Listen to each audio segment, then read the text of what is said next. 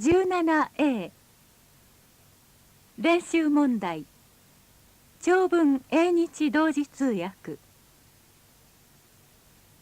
練習1 John Simpson fidgeted in the overly plush seat of the giant JAL 747. This was his first time to take a jet over an ocean to a country as strange as him, to the remotest parts of South America. He was now wishing he'd studied more about Japan in his school days. The "Fasten Your Seatbelt" sign flashed on, and the pilot welcomed all the passengers on board. In a short while, he felt the thunder of the mighty jets as the airship sped down the runway. A slight jerk, and they were airborne. He looked out the window and watched the gray, drizzly airport of San Francisco shrink and disappear from view. Well, he thought, look out, Japan, here I come. Throughout the long flight, he wanted desperately to sleep. But in his anxiousness, he soon discovered that it was impossible, and he spent his time playing cards and reading. After what had seemed like days of riding in this flying hotel, the pilot finally announced, "We will be arriving at the Tokyo International Airport at 5:15, 20 minutes ahead of schedule. It's raining lightly at the airport, and it is 75 degrees. Please observe the no smoking sign and fasten your seat belts. Thank you." The jet bounced up and down in the turbulence for at least 20 minutes, and John could feel himself becoming very nauseous. He tried to take his mind off the uncomfortable feeling by trying to remember the few Japanese phrases he had learned. Let's see, is it hajimemashite or hajimemashita? Yoroshiku dozo or something like that, he thought. It wasn't working very well. He still felt terrible. Just when he was beginning to think he was going to have to use the airsick bag, the big wheels of the jet screeched down on the runway. He let out a heavy sigh of relief and let his body sag into the seat. It was at least 20 minutes before they were allowed to leave their seats. John straightened out his rumpled suit as best he could, then picked up his flight bag and walked towards the exit. Although they were able to walk directly from the jet into the terminal building, he felt the wave of humidity drench him like a sauna bath. But they said the temperature was only 75 degrees, he thought. He just hadn't expected the humidity to be so high. Why didn't anybody tell me I was flying into a tropical jungle, he said aloud. One of his fellow passengers explained that the Japanese summers were always humid, and he was lucky that it was not so hot today. He cursed himself for wearing a suit and tie. As he walked into the main portion of the terminal, he suddenly felt very strange and out of place. He knew that his height of 6 feet 2 inches was fairly tall, even for America, but right now he felt like Gulliver from Gulliver's Travels. He knew that his sandy brown hair must also stick out like a sore thumb. He walked slowly towards the check-in booth, noticing the illegible scribbling mixed in with the English on the bright fluorescent signs, and halfway listening to the intercom jabbering away in a tongue that was as foreign to him as Greek. The man at the booth asked to see his passport and shot records in very careful but broken English. Once through the booth, he went and picked up his bags and stood in the custom lines.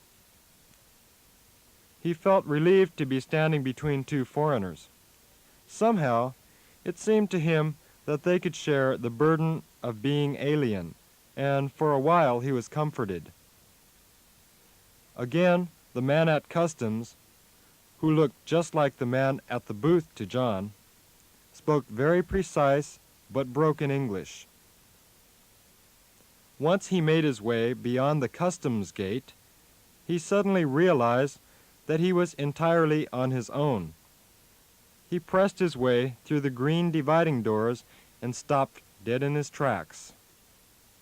He looked to the left and to the right, and all he could see were thousands of faces, all with the same yellowish or dark complexion, and all crested with a cap of black hair. It seemed to John at that moment that every man in the waiting area was wearing a gray business suit, and he wouldn't recognize the man he had a photograph of if he walked right up to him. The humidity was working on his sweat-drenched body. He felt like turning around and going home. In the midst of this thought, a voice cried out, "Mr. Simpson!" John turned about and stared into the crowd. Presently, he saw a man waving his arms at him and was very pleased to find that he recognized the man as the one in the photograph. He walked over to the man and, forgetting all his Japanese greetings, said, "You must be Hiro Suzuki. You don't know how happy I am to see you." "And it's a pleasure to meet you, Mr. Simpson. Let me take your bags and we'll go call a taxi. I'm afraid the weather is not so good today."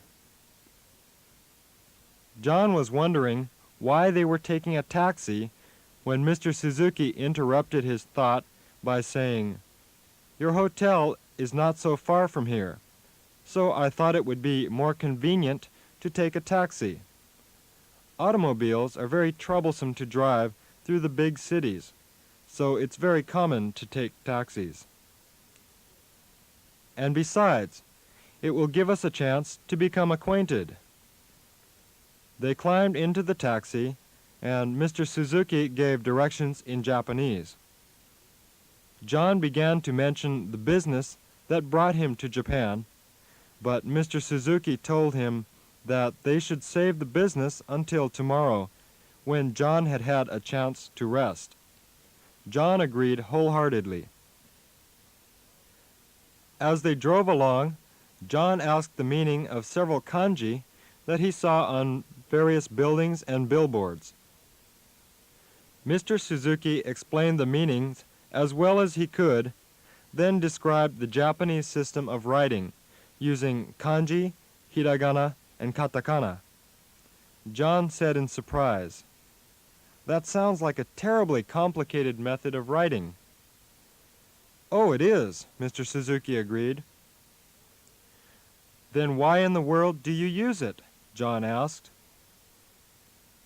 "I'm afraid we've been using this system for centuries, and to try to change it would be almost impossible."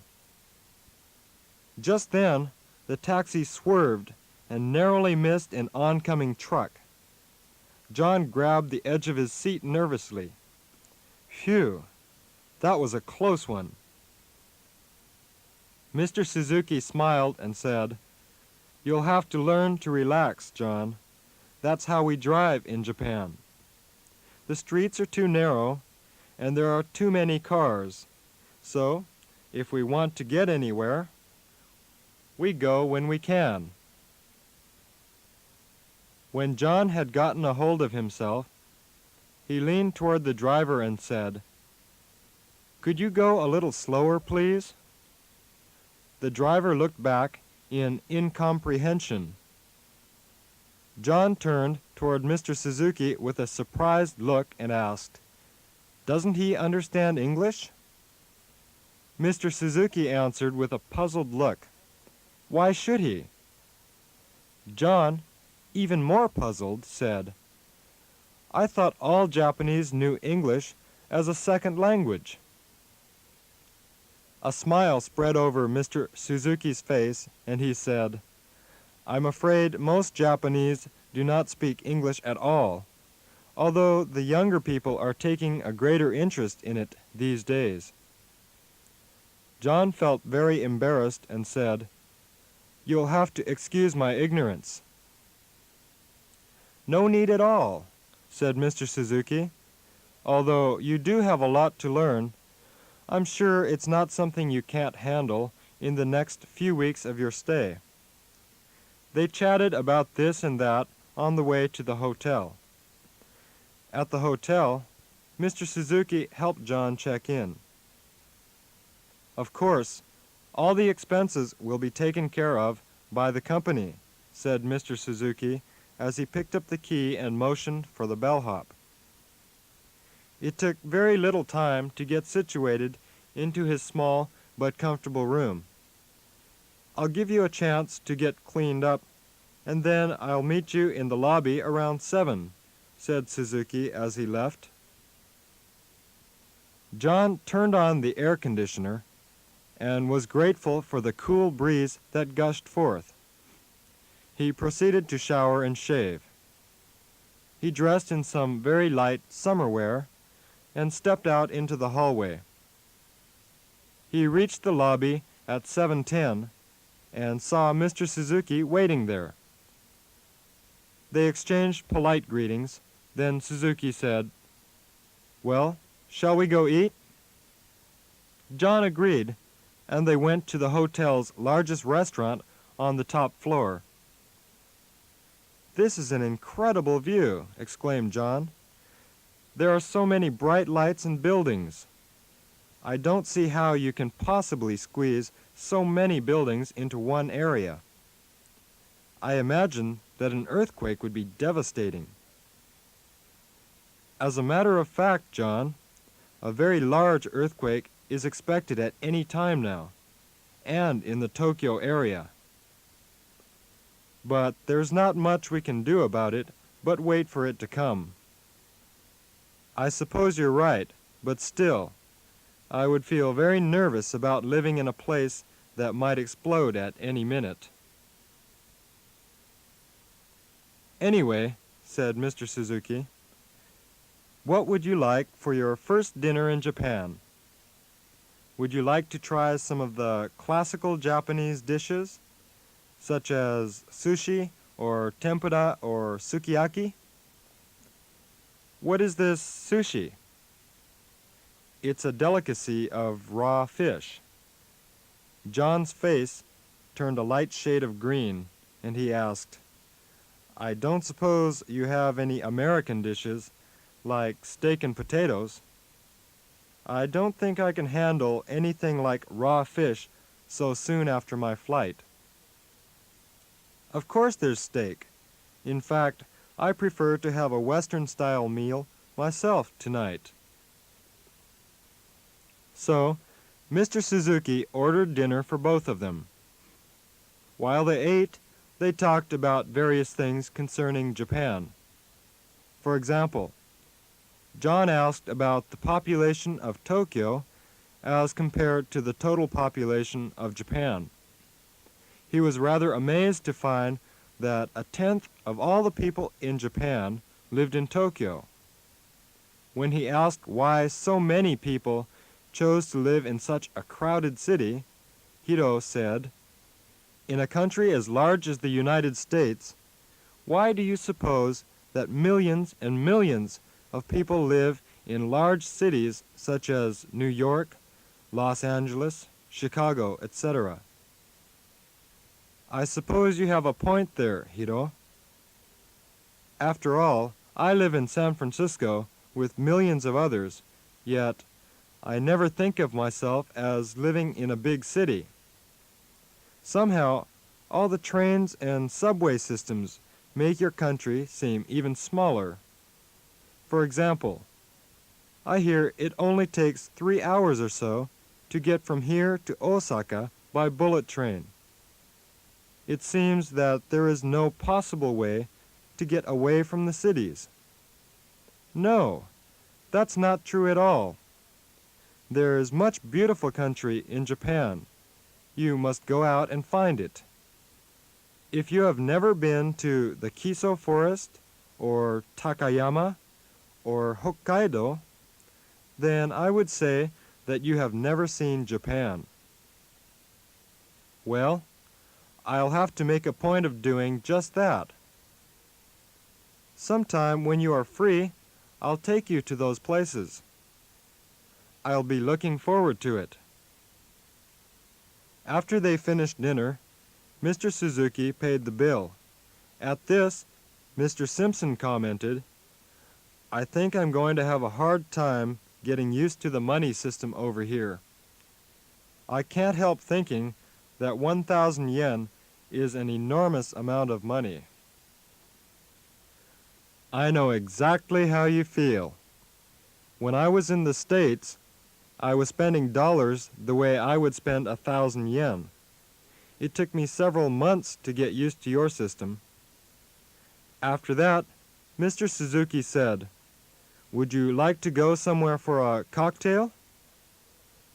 Mr. Simpson thought a moment and said, "I'm afraid I'm a little worn out after my trip. I think I'll retire early." "Yes, of course," said Mr. Suzuki. "I'll escort you to your room." In the hallway, as Mr. Simpson was about to enter his room, Mr. Suzuki said, "By the way, John, what do you think of it?" At first, John looked a little confused. Then he asked, "About Japan, you mean?" He wanted to say something very profound, but a smile came over his face, and all he could say was, "It's very, very different."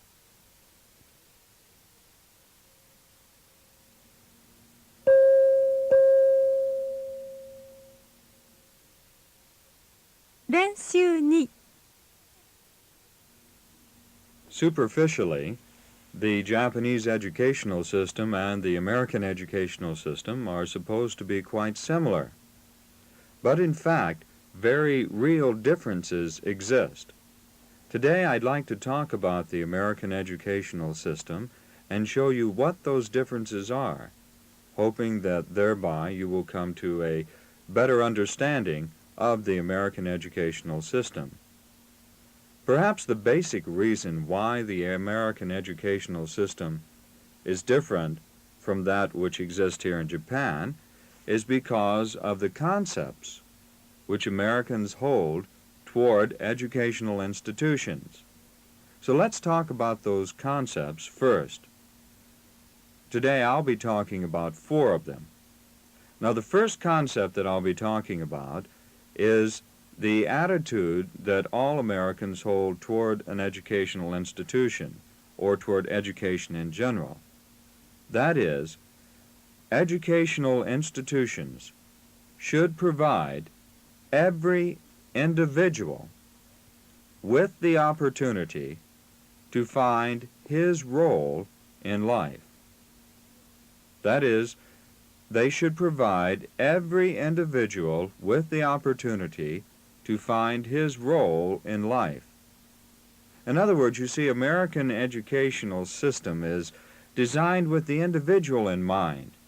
This means like in our lower schools, the elementary schools or the junior high schools, the schools are going to be so structured as to try to expose the individual to as many different areas of life's vocations as possible so that he can find out which ones interest him and then find out whether or not he has an ability in those areas which do interest him.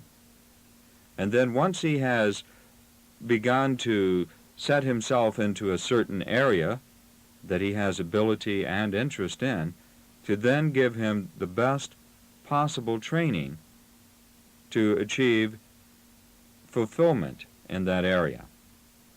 Now, a second concept that very much affects the design of the American educational system is that Americans think of educational institutions as training institutions. In essence, even a university in the United States is thought of as a kind of yobiko, like you have here in Japan. For example, let's say that a person has majored in business administration in the United States. He graduates from the university and he has his bachelor's degree in business administration. and he goes to work for a company. He is hired by that company, and he tells that company, that he has had several courses in personnel administration while he was at the university. So the company puts him in the personnel department, and they expect him, from the very first day he is on the job, to be able to do that job with no further training. The only training he will receive from the company is an explanation of the company's system and perhaps an introduction to the company's personnel. And that's all. The company will not train him in how to administer personnel. He is expected to have received that training back when he was in the university. So this shows the second concept that Americans have towards educational institutions. They are training grounds. A third factor which affects the American concepts of education is that educational institutions are expected to be of service to the local community. People who are in those schools are expected to serve the needs of that local community. So, for example, if there is a community college or a junior college in a certain city, and that certain city happens to have a very big factory which produces television sets, something like this, then the local junior college is probably going to have many courses in electronics and things, so that people who are working in that big factory producing television sets can go to the university and receive further training. Okay, so these local schools are expected to provide services to the community. Again, if the community has no higher educational institutions like colleges or universities, if they only have a high school, and of course just about every community does have a high school, then the high school will provide those services. The high school will provide adult education classes, and many, many people attend these. Not merely people who did not complete their education, but adults who may even have university degrees will probably go to the high school and attend adult education classes in order to receive further training in areas that they do not yet have training in. For example, suppose someone graduates from a university with a degree in English literature, but he's working in business and he finds himself, he's weak in mathematics, say. So he may go to night classes at the local high school in order to study advanced mathematics, or even simply to brush up on his mathematics. Or he might go there to study a foreign language or something like that he did not get elsewhere. So the local schools are expected to be of service to the community. And the fourth area, the fourth concept that Americans hold toward educational institutes is that they are the repositories for knowledge and research. Now, by repositories, I mean they are storage places for knowledge. They are also the centers of research.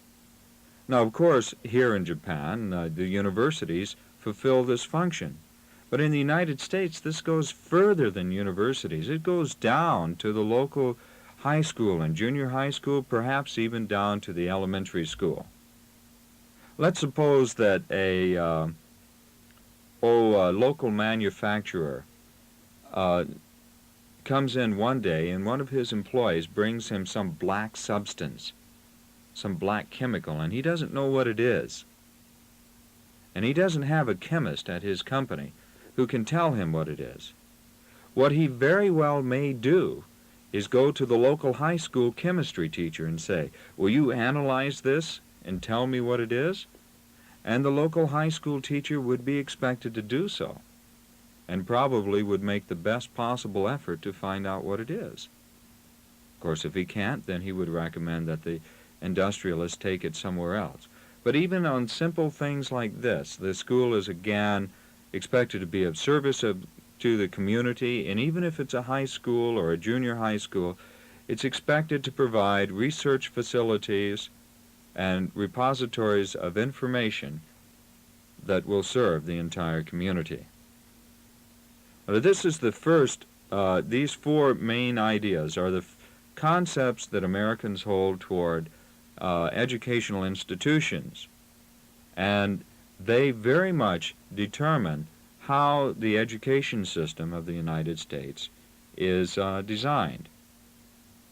Now, the second broad area in which American educational system differs from that of Japan is in the relationship of government to education. Perhaps the most important single factor in this area is that control of education is at the local level.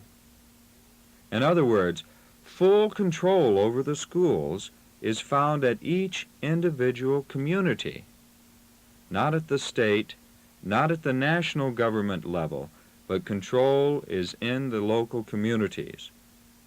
If it's a city, the control may not even be at the city level, it might even be at a lower level, what in Japan might correspond to the ward level. Can you imagine each ward having responsibility for establishing its own schools, for providing its own funds, for building its own buildings, for hiring its own teachers, even for planning its own curriculum, selecting its own textbooks? Now, of course, state governments also affect education, but their relationship with the schools is not one of control. Rather, it is one of assisting the local governments, and it assists the local governments in several ways.